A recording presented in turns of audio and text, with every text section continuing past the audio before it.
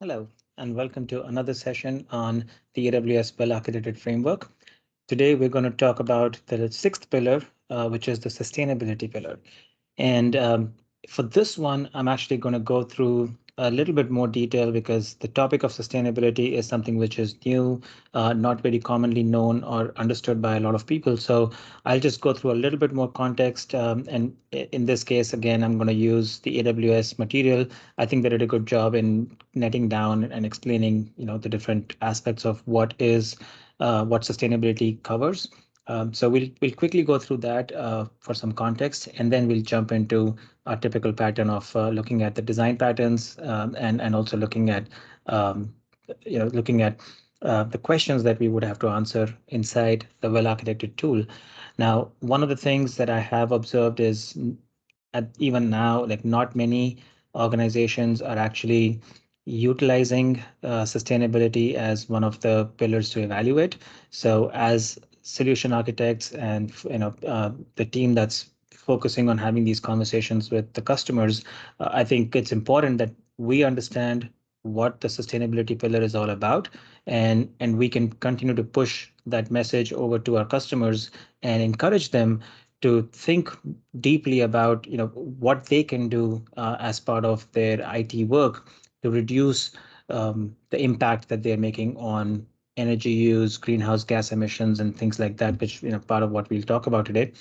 But really, there is a significant impact that we in the IT industry can make on sustainability and how sustainability gets implemented out there. So let's start with what is sustainability, right? So that is one of the terms that gets used pretty loosely, but the way it's defined, at least by the UN, is it's any kind of development that meets the needs of the present without compromising the ability of future generations to meet their own needs. And this development is not code development. This is just any kind of development, like buildings and cars and other industrial things that get created. But in order to do that in a way that does not compromise the things that would be available to our kids and the future generations, and for their ability to meet their own needs, keeping that as forefront of the thought process is what sustainable development really means. And so the most obvious ones are, how do we minimize the kind of the level of energy that we need to use in order to create and maintain the different things that we have around us. And the energy, the reason why that's one of the biggest topics is because the source of energy is something which is based on fossil fuels. Even like even today, that is a primary source across many countries. More and more organizations are shifting towards renewable energy sources, wind energy, solar energy, things like that. And that obviously helps because that is now minimizing or reducing the impact that you're creating by utilizing those energy sources. You're not creating unnecessary carbon dioxide that is being emitted out into our environment and then creating other problems, by the warming up the atmosphere and then having the climate change impact coming out of it. So the way these have been formulated into a way to measure, where your greenhouse gas level of emissions is it's done by breaking that down into three different, what's called scopes. And think of the scopes as basically layers, or concentric circles, where scope one is anything that is directly under your control, anything that you're actually utilizing in your organization to perform the work. So, like they're giving an example of fuel combustion by a backup generator. Any fuel that you put in, that's in your control, and so you can choose what kind of fuel goes in and also how much you put in there. So that's all scope one, which you have based on your decisions and your approach towards different things. You can reduce or increase the level of that scope one emissions. Scope 2 emissions are any indirect emissions that come from the electricity that you purchased and how that source of electricity was powered its own facilities. And so if you're purchasing electricity from um, a power plant which is using fossil fuel, then your scope 2 emission numbers are going to be higher. But if you purchase electricity from, say, a power plant which is coming from a wind energy source or a solar energy source, then in that case, your scope 2 emissions are going to be much, much lower, almost negligible. And so that's another factor that comes into your overall carbon footprint. And then the scope 3 emissions are any further out indirect emissions from your entire supply chain and things that get used up as part of the work that you do. If you're a if you're a manufacturing company, then any any um, anything that feeds into the development of the product that you're creating and the supply chain of that is going to become part of your scope 3 emissions, where you as an organization would then have to work with your vendors and your providers to minimize their carbon footprint, and that creates that indirect effect on your carbon emissions.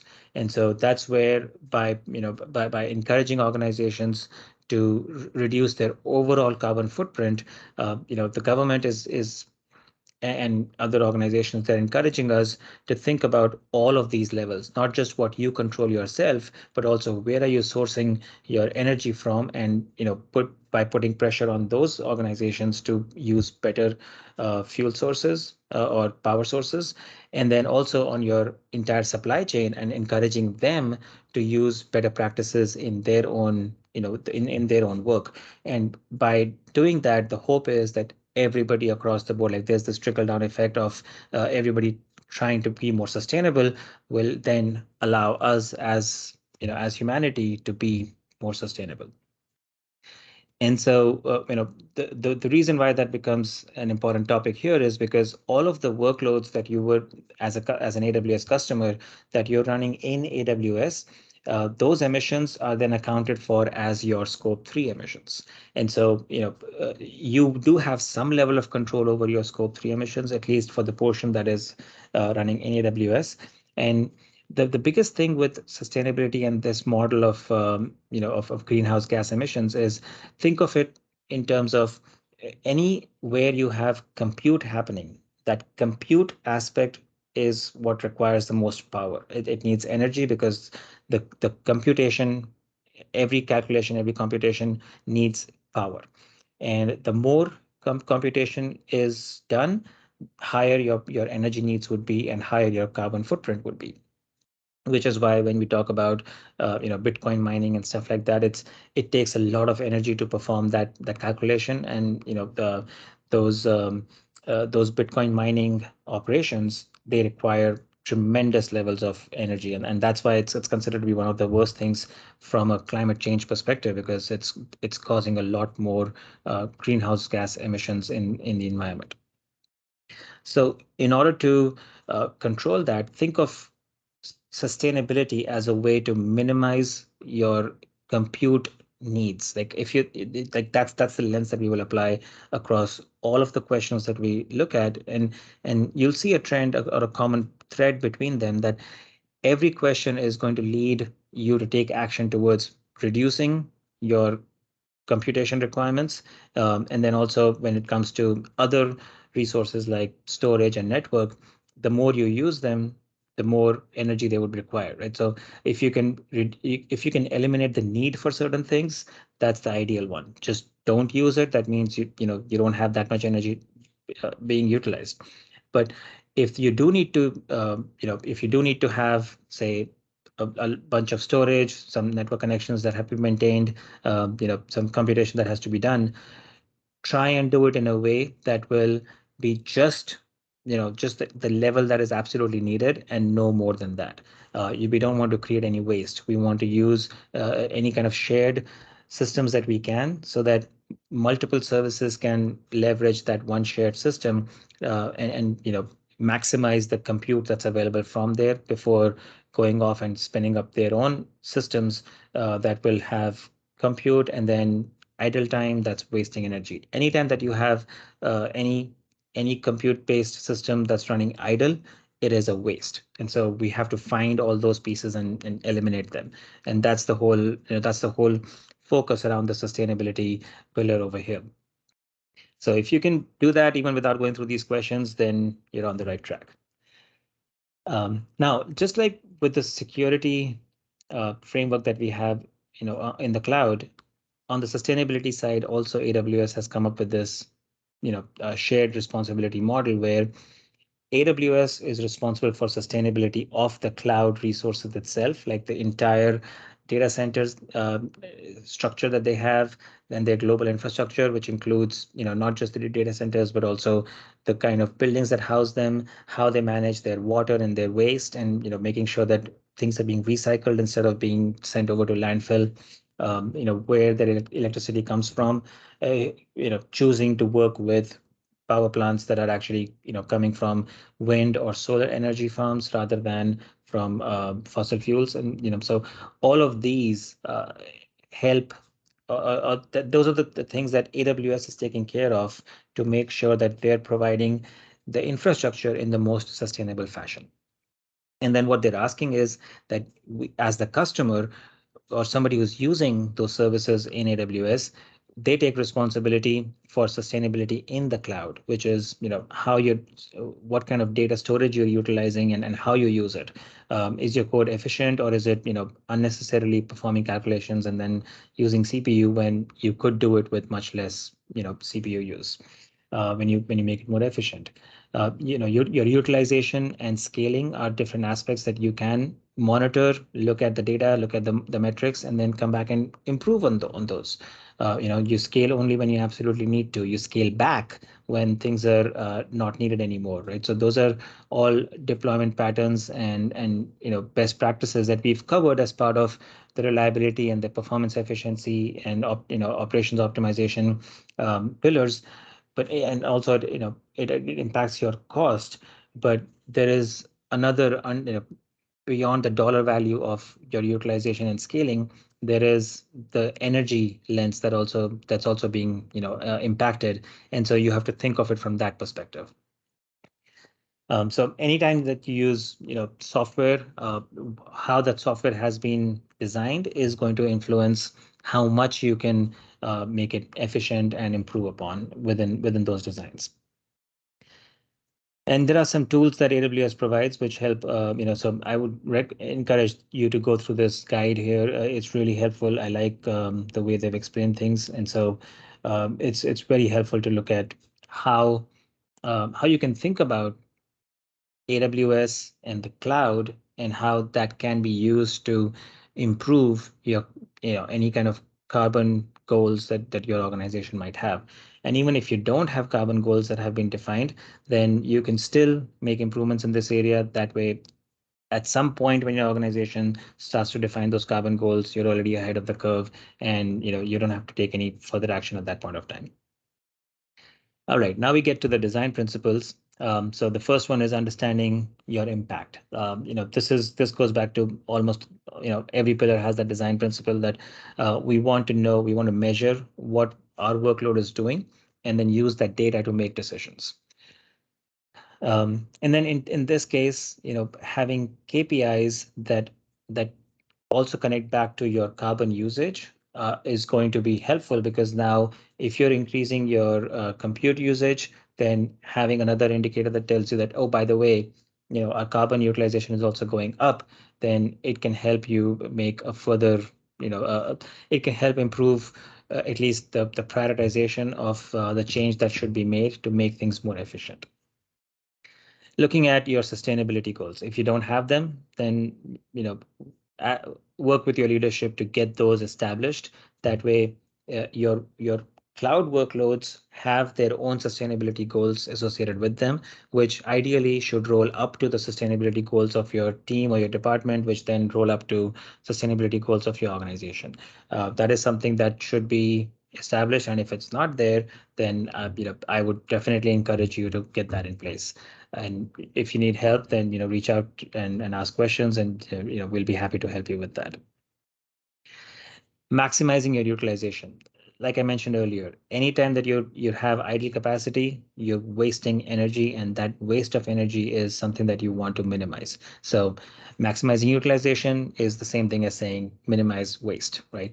Uh, and then anticipating and adopting any new offerings, whether it's in terms of software or hardware, because as other organizations also work towards making improvements in their offerings, they would be, ideally better utilizing the resources that are available to them. So if new hardware comes out, it typically, uses less energy to perform the same kind of work, or it can, use the same level of energy but do be capable of doing much more. So evaluate those changes that are coming in and see if they can help you meet your goals for sustainability that you've established. Using managed services. Anytime that you don't have to maintain things on your own or in your own environment, and you can actually use a managed service that's available from either AWS or a third party, then you are reducing the level of direct responsibility that you have for that, for maintaining and minimizing the carbon emissions from that service. So instead of, using EC2, if you're able to use something like containers and put that into Fargate, or if you can further break it down into lambdas and just use lambdas, the way those operate, they automatically scale up and down, and so they take away the extra responsibility that you as a team have to make in ensuring that you're minimizing waste, because those services have been designed to minimize waste, right? So if you can operate on those managed services, then prefer to use those. Obviously, it has to fit within your budget. It has to be secure. All those things have to also be taken into consideration, and only then, if it meets all those needs, then between if all things are the same, managed services versus maintaining it yourself, prefer to use managed services. In terms of reducing your downstream impact of your cloud workloads, keep that as another factor that you can use to improve upon. Wherever you can eliminate additional services that other people will not be using, then that's an improvement, because now you're simplifying your code base, you're simplifying the kind of things, the resources that are needed for maintaining your application. If you have, say, an application that is deploying on that needs to be used on different devices, instead of you maintaining your QA team maintaining their own fleet of devices and testing it out, testing changes on each of those devices every time, you're actually like utilizing all of these different um, devices like phones and tablets, and keeping them charged, and you actually are utilizing energy every time you do that. Instead, you could use these hosted device farms where you deploy your code, and that code gets installed or run on different physical devices, which are a shared service that's available, that takes away the need for you to have all these additional devices in your place, and then unnecessary waste of energy that's happening with all of those, and rather you utilizing a shared service. So that's those are the two big things that come to me are maximize your use of shared services, whether that's as managed services or device farms and stuff like that, and minimize the use of CPU. Yeah, those are the two big factors that will help you with your sustainability goals.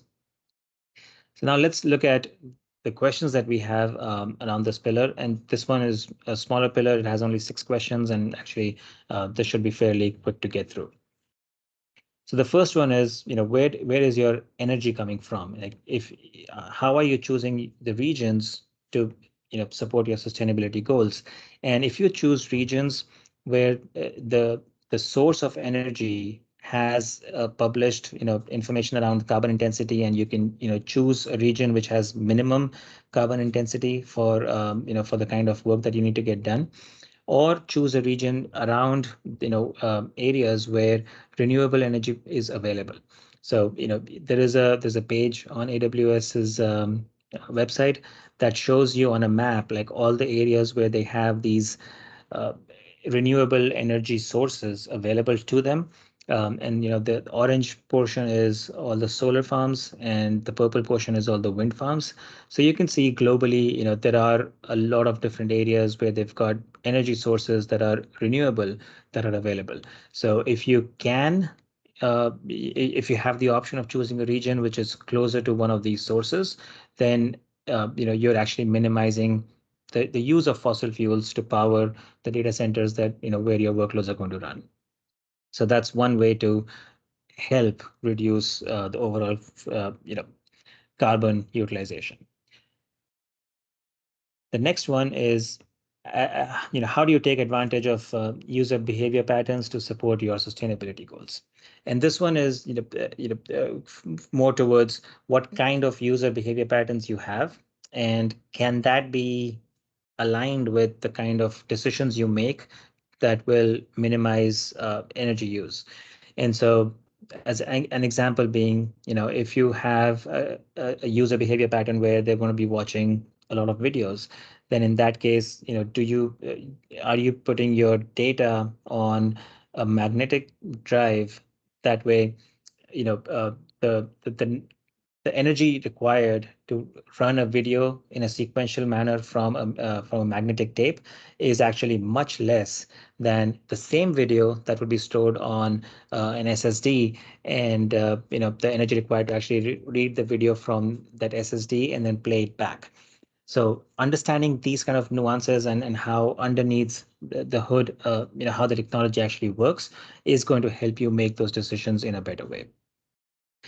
And then along with that, the infrastructure that you have in place, that scalability aspect, anytime that you, right size your infrastructure and you scale it to the exact need that is being, generated by the user load, that will minimize any additional waste that is happening because you've got extra servers running just in case. We don't want the just in case situation happening there.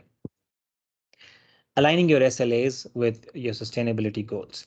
Now, a lot of times, we've got software and applications where we have these service level commitments that are made, and we say that we'll keep this application available 99.999% of the time, and it's going to be running all the time at the maximum performance level.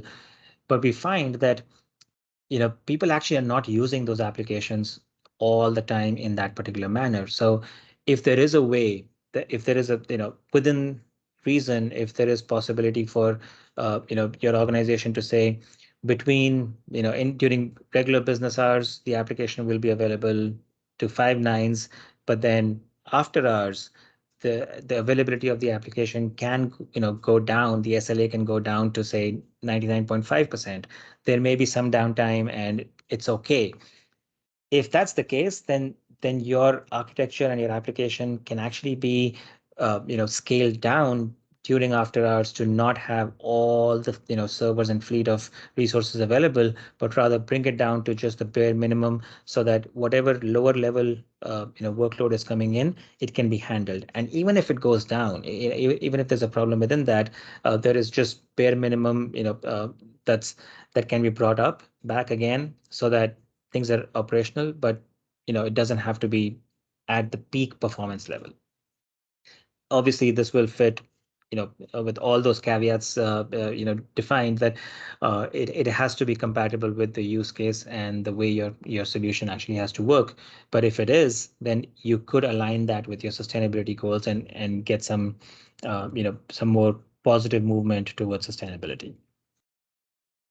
Uh, Stop the creation and maintenance of unused assets. This goes back to not just the scalability aspect, but also if you've got services and functionality that's been created, but nobody's actually using it, then instead of just letting it run in case somebody wants to use it, just turn it off and get rid of it, because that that removal has a much bigger impact on your overall carbon impact, your energy use, and all the other things that we've been talking about. Optimizing the geographic placement of workloads for user locations. This is another thing to keep in mind. It not just helps with your performance and reduction in latency, but also the fewer hops your traffic, your packets have to go through, it is reducing also the impact it has on energy use. The, you know, the every time that a packet has to traverse, there is energy required for that because there's some compute happening even, even within a switch or a router, like there is compute happening at every level. And so those are the things that we can minimize if we place, the application or its edge locations closer to the user so that within a few hops that data is made available to the user and it's not going all over across the globe to go from, if somebody's in Australia to go from the Washington, D.C. area all the way to Australia and back and forth, because that is going to take a lot more energy end to end.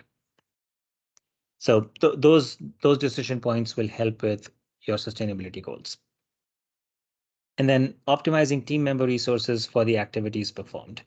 This is another area where sometimes we provide things like development systems and there are shared, say, built environments that we are providing for the team to perform their work, and optimizing those resources is another way to make improvements. So let's say you've got you've got a dedicated server for QA and testing, and all that does is keeps running tests all the time. So if you are able to optimize that instance to, say, also perform builds, that way it pauses the tests, it performs a build, does the tests, and then uh, does something else. You're optimizing, instead of having two different servers, one for build, one for test, you can optimize the way you use it by combining those two things into one server and minimizing the waste of CPU that happens with both of them running idle at intermittent times. So looking at your usage patterns, looking at how the team is that how the team needs to perform their work. If there are ways to make such improvements, then that's another area where you're helping with the overall sustainability goals being met. All right. The next one is, how are you taking advantage of software and architecture patterns to support your sustainability goals? So in terms of software and architecture patterns, if you do think about modularization of your architecture and optimizing the architecture in a way that you can have things like asynchronous jobs or scheduled jobs. That way, you don't have to keep things in wait mode. You can send out a request, something else can happen, and then when it returns the output, then your system can perform more work. And so if it's not in wait mode, it's not utilizing CPU, just waiting for something to come back. That wait mode is typically a huge waste. And so you want to minimize those pieces. And asynchronous scheduled jobs, these are different patterns that can be used to minimize or reduce that kind of waste. Removing and refactoring workload components with low or no use, similar to what we talked about earlier. Things that are not being used, get rid of them. Or if they have low usage, refactor it in a way that you're actually just invoking the portion of code that is absolutely to be used, and everything else you get rid of, or you put that into a different different method or something which will not have to be parsed when that situation is not required. Optimize areas of code that consume the most time or resources. Obviously, by doing application performance monitoring and looking at where your code is taking a lot of analysis time, that is not only going to help with your performance and your users actually getting a better performing application, but it will directly also impact your sustainability, because if it's you using a lot of consuming a lot of time and resources, then obviously that does in a way correlate back to your energy use, your CPU use, and that's something you want to minimize. Optimizing the impact on customer devices and equipment. This is another one where where we as software architects and system architects can actually make some improvements, where instead of sending, if we can optimize the kind of computation that has to be done on the end user's equipment. So, if you're sending out a huge data packet over to the browser on the client side, and then having the client side browser parse through all of it and perform different, client side functions in order to work with the data and display it back to the user, then you're actually increasing the level of energy that's required on each of the users and every customer's device. And so think about the exponential impact that that's going to have on energy used for that. Instead, if you can somehow make your application pre-perform all that work in that one central, server side, and then just send out the absolute bare minimum data that's required for display on the user side, and on the user end, the only thing that the browser is doing is taking that data, parsing it, and displaying it to the user, then you're having an exponential impact on reducing the energy use for all of your users. So these are some ways that can also have an impact on how overall energy use can be reduced. And then, using software patterns and architectures that best support data access and storage patterns. This is something that, I touched upon earlier, where, if you've got an application where sequential read is, say, a requirement or is the most beneficial, for instance, video streaming, use cases, then finding or using a storage pattern like a magnetic disk is more optimized than using an SSD for that. So identify which data access and storage pattern will be most suited for the kind of use case you have, and then applying those architectures and patterns will improve your sustainability footprint. All right, the next one around now this one is around taking advantage of data access and usage patterns. So in this case, having a data classification policy, knowing what kind of data you have and how it can be used, how it will be used, will help you make decisions on how to store that data and how much to store it. If you can get rid of data because now it's been classified as something which is obsolete, then you're reducing your overall resource requirement. So that's a good thing. Or it may be something that just needs to be archived, and so you could archive that data that's not actively needed into a region which has a lower energy impact. So those are all decisions that can be made when you do know from a data classification perspective what data belongs to which category, using technologies that support data access and storage patterns. So, if you've only got SSDs all over the place, then if you've got a video streaming use case, then you obviously just have to work with that. But if you are able to acquire technologies that are more relevant to that kind of data storage pattern and access pattern, like a magnetic disk, then obviously you're improving your overall usage. Using lifecycle policies to delete unnecessary data. This goes back to identifying what kind of data you have, and if at beyond a certain point, if it's not needed, having a lifecycle policy will automate the removal of that data, and so you don't have to go back and manually review things and then get rid of or purge things at that point. Rather, the system will do that for you, and it's always better to do it that way. And in automating it, all your rules are then codified, everything is in one place, and even as team members change, then those those important pieces don't get missed because somebody was not aware of a step that had to be done, stuff like that. And then minimizing over provisioning in block storage. That's another thing that we typically don't think about. We're like, okay, we're setting up a server, let's just give it 20 gigs or 200 gigs, just because we want enough space to be there. But what also happens as an impact of that is, as the systems have data being stored across that entire block storage, and as things get deleted, you've got all these pockets of space on your disk where if the system, the OS, has to now find your data across that entire big disk, it has to spend more energy seeking all of those different data areas and then bringing it back. And so if you've got a big disk, then finding data in that big disk will take more energy. So minimizing over provisioning of that block storage to only the specific size that would be helpful in your in your use case is a good thing. So you want to think about that also and make sure that that is being factored into the way you design your application, the way you design your configurations, and how you structure or how you think through where the storage use is going to be, and how much and then have monitoring in place to know that you're not filling it up and you're reaching a point where you need to now go back and clean up things. Removing unneeded or redundant data.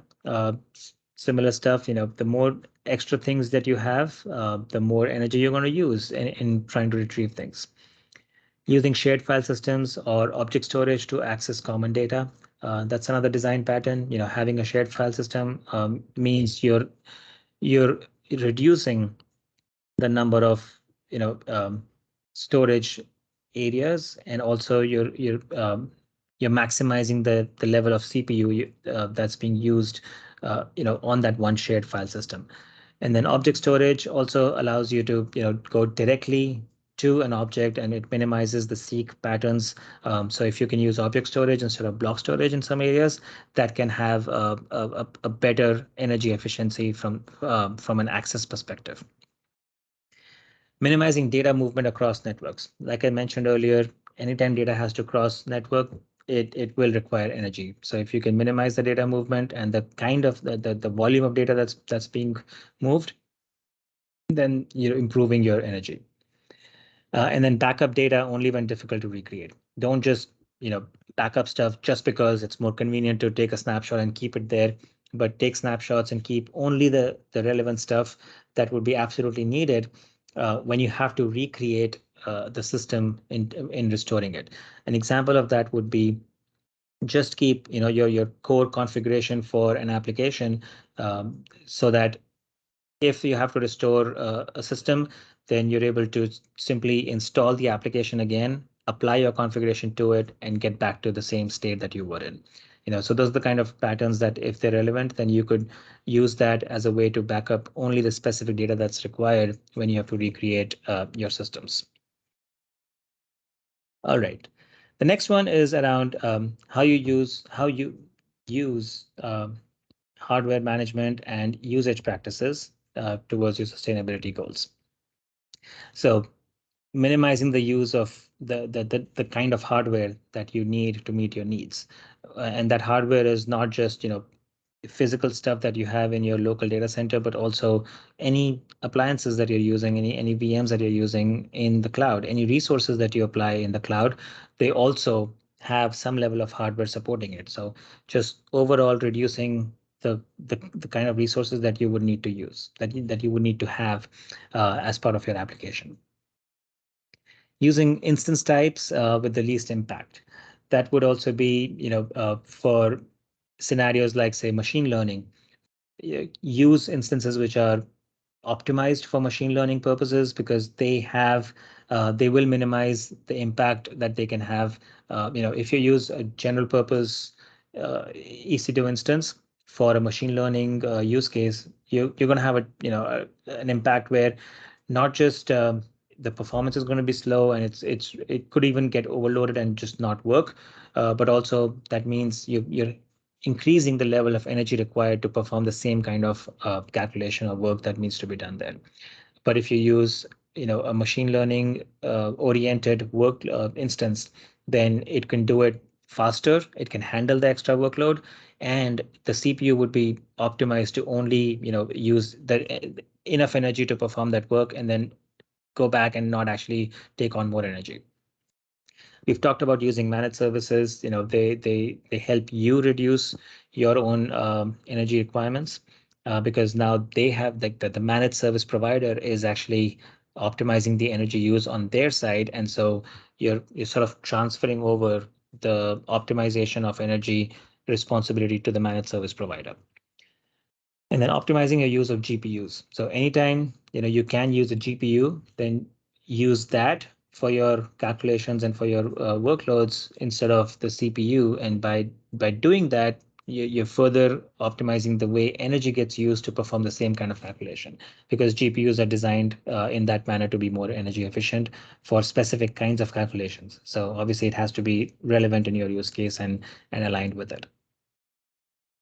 All right, so getting towards the end, looking at your development and deployment process to support your sustainability goals, having a way by which you can rapidly introduce your improvements. So modularization in your design, having the ability to just make small improvements, deploy that, take that to production, test it out, see if that improvement was made, and that will help you with introducing changes without actually impacting the larger environment. And then also, when you think about the cost of uh, the cost of a change that is being introduced, factor into that the cost of testing that will go into making sure that the change that you introduced is going to work.